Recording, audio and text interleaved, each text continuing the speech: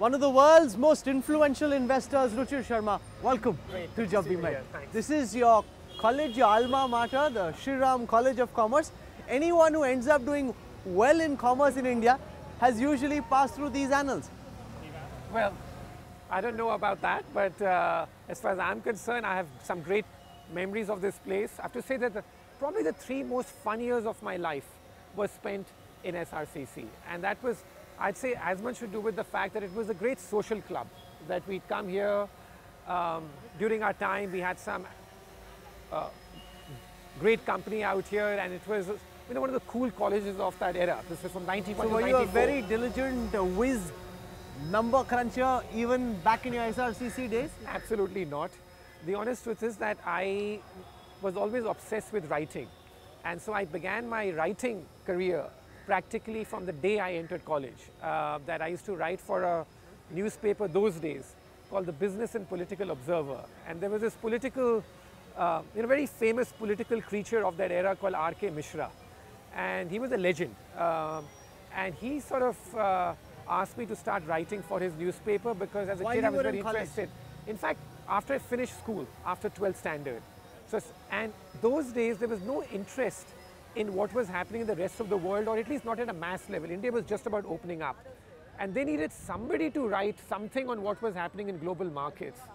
And at an early age, I took a real interest in that, and so I started writing for So you weren't spending much time inside those classes there, you were outside for the most part? Yes, because by the time I got to the second year of college, I started writing for the Economic Times.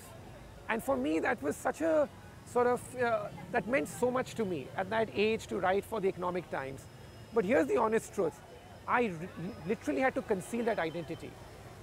My mortal fear was that at the Economic Times, they would get to know. And there's a kid writing for exactly, that I'm there. And so I had to almost pretend to them that I'm some, person who is about to go and study abroad without mentioning the detail that I'm still in college. I wrote for all those years at the Economic Times when I was here, but with the fear that if they ever found out that I was just a sort of student in college, I'd get thrown out. So hope floats for all these students who are outside, possibly bunking their class. They don't need to be in the class, paying attention to all the teachers all the time to end up being a Ruchir Sharma. No, I don't know about that, but I'll say one thing, that a lot of people ask me this question about, oh, what is it that you did, etc., where you landed up where you did. And the honest truth is this, that there were so many people in school and college who were much more intelligent than I was, obviously. But I'd say that there was one thing which I was very fortunate about. At a very young age, I knew exactly what I wanted to do. So somewhere, I'd say, by the time I was in the 11th or 12th grade, I fell in love with macroeconomics. And I was always obsessed with how do you make money with macroeconomics and marry it with investing. So from a very early age, I started to do that. So I'd say that's always something which I've said has been my fortune, that if you know at an early age exactly what you want to do and you pursue that, I think that's what matters more than possibly anything else. No, so a lot of young people watch Jab We Met, and as they're setting up their careers, they're wondering where do they get this clarity from. You were fortunate that you had clarity. Yeah. I knew in the 5th standard what I wanted to do, and that's what I worked towards. But a lot of people don't have that kind of clarity. Where does that clarity come from? I know.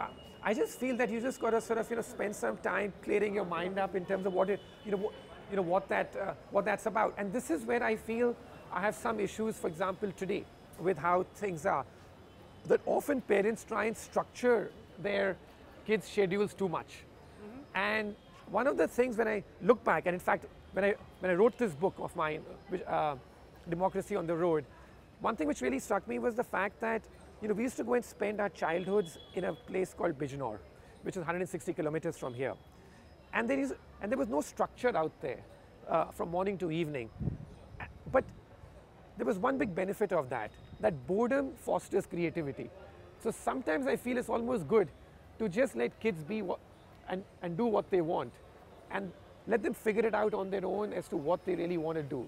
So it's almost as if you want them to get a bit bored for them to know that That's the antithesis of the Tiger Mom. Yeah. Who's scheduling the kids' calendar back to back. Yeah. Piano classes, running classes, college, all manner of things, all packed into the same day. Now you can argue that many roads lead to Rome, but when I speak from my own personal experience, for whatever it's worth, it is the fact that the less time you sort of have, the less clarity that you're going to get about what you want to do in the future.